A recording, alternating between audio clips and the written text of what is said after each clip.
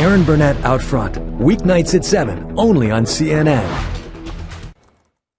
Amir Hekmati is as American as you can get. Born in Flagstaff, Arizona, raised in Flint, Michigan. He graduates from high school, joins the Marines, and becomes a rifleman serving in Iraq. My kids, they born here in United States. They born free, go wherever they want to go, say whatever they want to say. They raised here, United States. He is also, as you can now tell, the son of Iranian immigrants who 2 years ago were told by Amir their son finally wanted to go to Iran, visit the relatives he had never seen, find his roots. So he was excited to go to Iran? Yeah, very excited. He was very excited.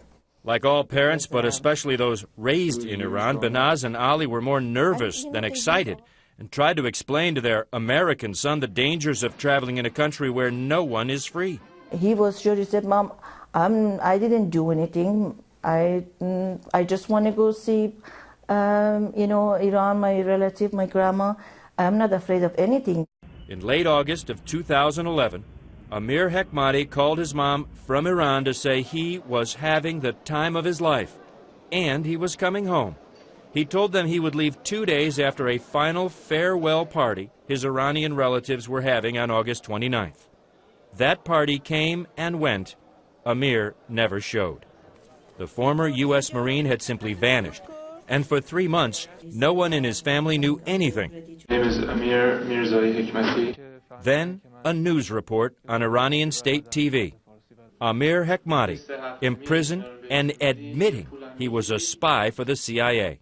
That day, we saw his face, and he was like confessing, or this kind of the big news, like he's the CIA spy, all this, and I said, wow.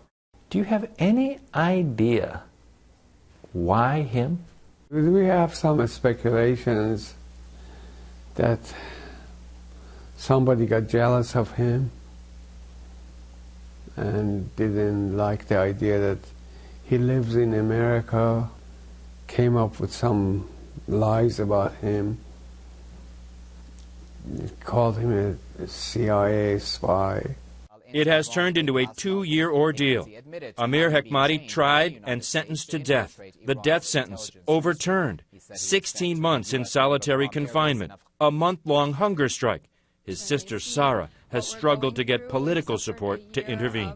And we just hope that we are reaching the ears of, especially now with this new transition in government in Iran, the ears of the right people. The new, reportedly moderate president in Iran, Hassan Rouhani, just released 11 political prisoners. It was, to the Hekmatis, a sign of hope. And I think my wishful thinking was praying and hoping that Amir's name was among that list of people that were released. And it wasn't. No, but we're not going to give up. There was talk of other hope, a rumored possible prisoner exchange. Behind bars, Amir Hekmati just last month managed to get this handwritten letter smuggled out to Secretary of State John Kerry. In it, Amir explicitly explains he is not a spy, is not guilty of any crime, and was set up. And this former Marine says there should be no deal on his behalf. While my family and I have suffered greatly, he writes, I will accept nothing but my unconditional release. His parents just want him free, and Behnaz Hekmati has this tearful plea to Iran's new president in Persian and English. Parent to parent, she says, let my son come home. This